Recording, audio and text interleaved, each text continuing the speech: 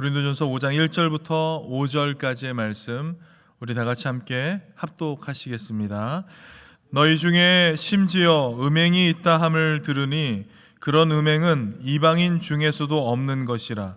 누가 그 아버지의 아내를 취하였다 하는도다. 그리하고도 너희가 오히려 교만하여져서 어찌하여 통한이 여기지 아니하고 그 일 행한 자를 너희 중에서 쫓아내지 아니하였느냐. 내가 실로 몸으로는 떠나 있으나 영으로는 함께 있어서 거기 있는 것 같이 이런 일 행한 자를 이미 판단하였노라. 주 예수의 이름으로 너희가 내 영과 함께 모여서 우리 주 예수의 능력으로 이런 자를 사탄에게 내주었으니 이는 육신은 멸하고 영은 주 예수의 날에 구원을 받게 하려 함이라. 아멘. 오늘은 회개할 때와 끊어야 할 때라는 제목으로 하나님 말씀 증거하겠습니다. 고린도전서 1장부터 4장까지는 이제 고린도 교회가 당면한 문제 중 분쟁 문제를 집중적으로 다루었습니다. 그리고 이제 5장부터 6장은 주로 도덕적 무질서의 문제를 다루고 있는데요. 그 문제가 다소 충격적입니다. 1절에 나온 내용은 우리로서는 정말 이해하기 힘든 그러한 내용이죠. 바울이 직면한 문제는 다음과 같습니다. 너희 중에 심지어 음행이 있다 함을 들었는데 그 음행은 이방인 중에도 없는 것이라. 누가 그 아버지의 아내를 취하였다 하는도다. 여기 심지어라는 이 단어는요, 확실히라는 의미인데요, 고린도 교회의 음행 문제가 너무나 분명한 사실임을 지금 사도 바울이 강조하고 있는 것입니다. 그리고 음행의 의미로 번역된 포르네이아라는 이 단어는 정확히 말하면 창녀와 관계를 맺는 그런 행위를 뜻하지만 모든 형태의 악한 성행위를 의미할 때도 사용됩니다. 들으니라는 이 단어는 현재 수동태 직설법으로 쓰여서 이것을 해석하게 된다면 뭐뭐라는 이야기가 지금 들리더라, 지금 사도 바울에게 들리고 있다라는 의미로 해석할 수가 있습니다. 여기 현재형이 쓰였다라는 것은요, 이러한 소식이 지금 현재도 반복해서 계속해서 들려져 오고 있다라는 느낌을 갖게 합니다. 이 말로 우리는 고린도 지역은 이 성에 사로잡혀 있는 이 항구다라는, 항구 도시라는 것을 떠올릴 수가 있습니다. 이 지역은 아마도 회심자라고 할지라도 직접적이든 간접적이든 이런저런 성적 부도덕에 오염되지 않은 상태로 있기는 정말 힘든 지역일 것이다 라는 것이에요. 그래서 성적 탈환에 대한 안이함과 이 묵인 속에 기독교적 입장을 타협하려는 그러한 유혹이 매우 강하게 있는 도시라고 말할 수 있습니다. 이러한 성적 문란과 방종이 이제 교회 안으로까지 침투하게 된 것입니다. 지금 여러분, 이 편지가 누구에게 보내졌습니까? 세상 사람들에게 읽혀지기 위해서 보내졌나요? 그렇지 않습니다. 이 편지는 지금 고린도 교회를 향해서 보내지고 있었던 것입니다. 사회가 아닙니다. 교회 아니었어요. 바울이 세운 교회이며 그리스도의 몸된 교회, 이 거룩한 교회 안에 지금 이러한 성적 문란과 방종이 발생하고 있는 것입니다. 그런데 이런 음행은 이방인 중에서도 없는 정말 더러운 것이다 라는 것이에요. 너무나 타락한 모습이 지금 교회 안에서 발생하고 있다라는 것입니다. 누가 그 아버지의 아내를 취하였다라고 했어요. 여기서 바울은 어머니라는 이 말 대신에, 누가 그 어머니를 취했다라는 말 대신에 아내라는 말을 사용했는데요, 이 말은 이 여자라는 이 뜻을 지니고 있지만 첩, 또 계모라는 뜻을 가지고 있는 이 단어를 사용한 것이에요. 그래서 여기서는 아버지의 첩이거나 계모일 가능성이 매우 높습니다. 당시의 로마법은 시민권자와 비시민권자를 구별해서 다뤘습니다. 하지만 이 근친상간과 간음 같은 것은 똑같이 엄격하게 처벌했습니다. 시민권자라고 해도 시민권과 권리를 박탈하고 당사자들 모두를 추방시킬 수도 있었습니다. 로마의 식민 도시인 이 고린도 역시 이 로마법의 지배를 받았기 때문에 계모와의 이 근친상간은 사실 심각한 사회적 범죄이기도 했습니다. 여기에 간음의 요소가 첨가되면 문제는 더욱더 커지게 되는 것이죠. 그러나 교회는 이 사회적 큰 문제였던 이 간음, 이 근친 상간이 있었음에도 불구하고 이 문제를 용인하고 있었다라는 것이에요. 세상보다 훨씬 못한 기준을 여기에 적용시킨 것입니다. 네, 넓은 마음으로 문제는 어느 곳에 있을 수 있다고 볼 수 있습니다. 그런데 중요한 것이 무엇입니까? 문제를 대하는 그들의 자세와 태도입니다. 특별히 이것이 충격적인 죄라는 것을 그들은 깨닫지 못한 것이에요. 그들은 이것을 심각하게 받아들이지 않았다라는 것입니다. 이런 죄에 대한 둔갑은 고린도 교회 안에 있었지만 사실 오늘날에도 우리에게도 있다고 생각합니다. 캘리포니아에 있는 어떤 목사님이 이런 말을 했습니다. 그리스도인 지도자들이 아내를 버렸다거나 비서와 함께 애정의 도피 행각을 벌였다거나 동성애에 빠졌다거나 교회에서 모종의 도덕적 위기에 직면하고 있다는 이야기를 듣지 않고서 지나간 주는 단 한 주도 없었다. 매주마다 이러한 일들을 듣게 되었다라는 것이에요. 그리고는 그 목사님은 고린도 전후서를 캘리포니아 전후서라고 말하기도 했습니다. 성적 탈선의 묵인과 안일한 대처가 마치 고린도 교회와 같았기 때문입니다. 네, 우리에게 죄에 대해 아주 이렇게 민감하게 반응하는 자세가 필요하다고 봅니다. 죄에 대한 민감이 없다면 고린도 교회와 같이 이방인 중에서도 없는 더 큰 죄도 묵과할 수 있는 그런 상태에서 우리가 함께 신앙생활을 할 수도 있기 때문에 그렇습니다. 그런데 여기서 우리가 생각해 봐야 할 일이 있죠. 죄를 지었을 때 회개와 치리에 대한 문제입니다. 우리가 누군가 죄를 범했을 때 어떻게 우리가 생각하고 말을 하지요? 회개하십시오라고 하죠. 회개하십시오. 그런데 사도 바울은 아주 단호하게 회개가 아닌 치리를 명하고 있다라는 것입니다. 2절 말씀을 보시면 그리하고도 너희가 오히려 교만하여져서 어찌하여 통한이 여기지 아니하고 그 일 행한 자를 너희 중에서 쫓아내지 아니하느냐. 이 교만하다라는 말을 사도 바울이 사용했는데요. 이 말은 고린도 교회의 특징을 보여주는 말이라고 할 수 있습니다. 여러 번 반복해서 나왔습니다. 잘못한 것이 있으면 그것에 대해서 통분히 여겨야 함에도 불구하고 고린도 교인들이 도무지 슬퍼하지 않자 바울이 그들을 꾸짖게 된 것입니다. 이 통한이 여기다라는 것은요, 자기의 죄나 다른 사람이 범한 죄에 대해서 매우 분이 여기는 것을 의미합니다. 죄에 대한 단호하면서도 이 분명한 기준을 가지고 죄에 대해 통한이 여기는 마음이 우리에게도 필요한 줄 믿습니다. 통한이 여기는 이 마음이 없다면 결단할 수 없고 우리는 결코 회개할 수 없기 때문에 그렇습니다. 죄에 대한 이러한 자각이 우리에게 반드시 필요한 것입니다. 그런데 여기서 우리가 중요하게 봐야 할 것은 언제 회개하며 또 우리는 언제 치리하는가입니다. 회개하는 때와 단호하게 끊어내야 하는 때의 그 기준은 무엇인가인 것이죠. 바울은 분명히 말합니다. 그 일 행한 자를 너희 중에서 쫓아내지 않았다라고 명확하게 얘기하고 있습니다. 이런 일 행한 사람은 쫓아내는 게 맞는데 너희는 그렇게 하지 않았다라는 것이에요. 악을 행한 자를 단지 고쳐서 해결될 일이 아니라 아예 그를 공동체에서 내쫓으라고 지금 요구하고 있는 것입니다.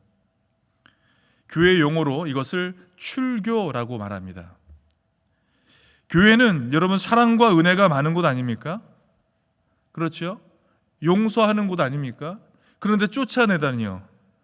너 그렇게 용서해주고 회개할 때까지 끝까지 기다려주는 곳 아닙니까? 그렇지 않다라는 것이에요. 만약 하나님이 은혜와 사랑만을 주시는 분이라 생각했다면 그것은 잘못된 생각입니다. 하나님은 우리에게 은혜와 사랑을 주실 뿐만 아니라 죄를 미워하시며 또 심판하시는 분이신 줄 믿습니다. 마지막 날이 다가오면 반드시 알곡과 가라지는 나뉘게 될 것이고 이것으로 심판을 받게 될 것입니다. 자유, 사랑, 용납에도 명백한 기준이 있는 것입니다. 그리스도인들은 자유의 축복을 육체의 기회를 채우는데 사용해서는 안 된다는 것이에요. 신명기 17장 5절과 7절에서는 그 악을 행한 자를 아예 돌로 쳐 죽이라고 명령하면서 하나님의 백성 가운데 그 같은 악을 제거하는 수단으로 이것을 삼았습니다. 여기서 회개와 치리의 기준을 우리가 발견할 수가 있는 것입니다. 공동체를 무너뜨리려고 하는 사람, 공동체마저 죄에 빠지게 하려는 사람, 이런 사람은 치리해야 한다라는 것입니다. 한 사람의 범죄가 다른 사람의 범죄를 유발할 뿐만 아니라 그런 범죄를 그대로 방치하면 그 공동체마저 그런 죄악에 빠질 수 있다라는 것을 지금 경고하고 있다는 것입니다. 이같이 해서 너희 중에서 악을 제거해 나가야 된다라는 것입니다. 바울이 그 일 행한 자를 너희 중에서 물리치라라고 말했을 때 관련된 그 여인에 대해서는 아무 말도 하지 않은 것을 우리가 또한 주목해야 합니다. 이것은 아마도 그녀가 그리스도인이 아니었으며 그렇기 때문에 기독교의 징계의 대상이 아니거나 바울이 이러한 상황에서 남자가 더 비난받아야 한다고 생각했기 때문일 수도 있습니다. 이러한 사람은 성만찬에 참여할 수 없고 공동체에서 완전히 배제되어야 한다는 것이에요. 여러분, 우리가 성만찬 자주 하지 않습니까? 별일 아닌 것 같지만 교회 안에서 성만찬을 먹을 수 있는 사람이 있고 먹을 수 없는 사람도 있다라는 것이에요. 함께 참여할 수 있는 사람이 있고 그렇지 않은 사람이 있다는 것이에요. 그리고 우리가 성만찬을 할 때 그래서 정말로 나는 이런 일에 합당한 사람인가라고 생각하면서 우리 함께 참여해야 되는 것입니다. 왜 이와 같은 이 철저한 징계가 우리에게 필요한 것일까요? 그것은 우리의 개인의 유익을 위해서다라고 성경은 말해주고 있습니다. 3절과 5절 말씀을 한번 보시면 내가 실로 몸으로는 떠나 있으나 영으로는 함께 있어서 거기 있는 것 같이 이런 일을 행한 자를 이미 판단하였노라. 주 예수의 이름으로 너희가 내 영과 함께 모여서 우리 주 예수의 능력으로 이런 자를 사탄에게 내주었으니 이는 육신은 멸하고 영은 주 예수의 날에 구원을 받게 하려 함이라. 아멘. 지금 바울은 고린도 성도들과 떨어져 있는 상태입니다.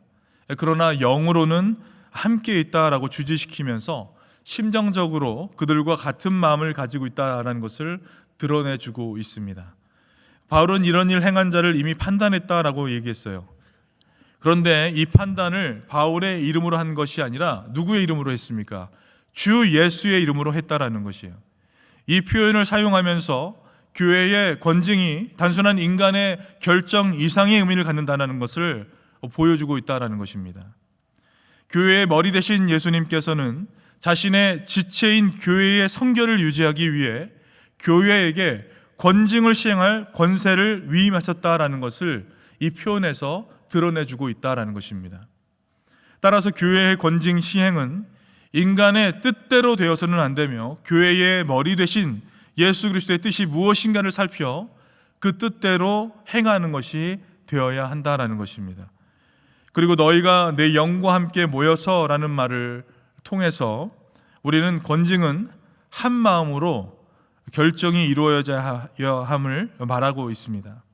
성적 타락으로 그리스도의 몸된 교회의 거룩함을 훼손한 사람들을 출교하는 것이 그리스도의 뜻이라는 이러한 확신이 있었기 때문에 이러한 자신의 마음과 고린도 교인들의 마음이 하나가 되어 바른 결정이 이루어져야 한다라는 점을 지금 사도 바울이 강조하고 있는 것입니다.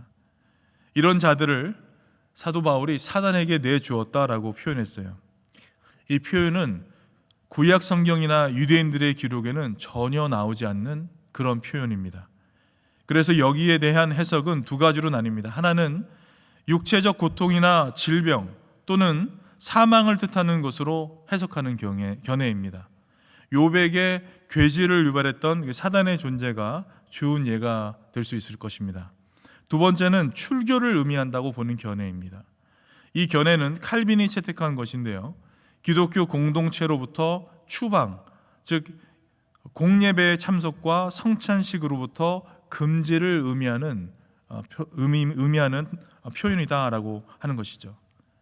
출교가 별일 아닌 것 같지만 사실 당사자에게는 자신이 소속되었던 신앙 공동체에서 추방된 자로 아마 큰 심리적 갈등을 일으키고 나아가 자신이 구원받지 못할 것이라는 더 큰 고통에 빠지게 만든다는 것입니다.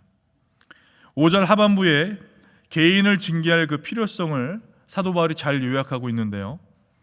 영은 주 예수의 날에 구원을 받게 하려 함이라 라고 이 징계의 목적을 명확하게 하고 있습니다.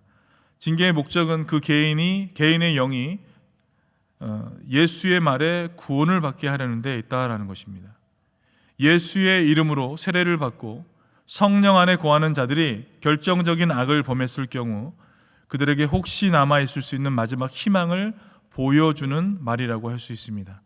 왜냐하면 신앙인이 죄를 범했을 경우 그를 단호히 정죄해서 교회에서 출교시켜 오히려 그들에게 죽기 전에 회개하고 돌아와 궁극적 구원을 얻을 수 있도록 길을 열어주는 것이기 때문에 그렇습니다. 그래서 교회 안에서의 모든 권징과 치리는 그들의 영혼을 위해서 꼭 필요한 일인 줄 믿습니다. 말씀을 맺겠습니다.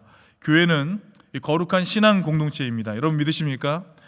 각자가 매일의 삶에서 자신의 일상을 거룩하게 지켜나가야 하는 것입니다. 하지만 교회 내에 누룩과 같이 범죄했음에도 불구하고 회개하지 않는 사람이 있다면 분명한 경고와 권면을 우리가 해야 할 것입니다. 그리고 그 사람이 권면과 경고에도 불구하고 회개하지 않는다면 그 영혼의 유익을 위해서 내보내고 그 사람과는 사귀지 말아야 할 것입니다. 이런 과정을 통해서 교회 공동체는 거룩함과 순수함을 지켜나갈 수 있을 것입니다.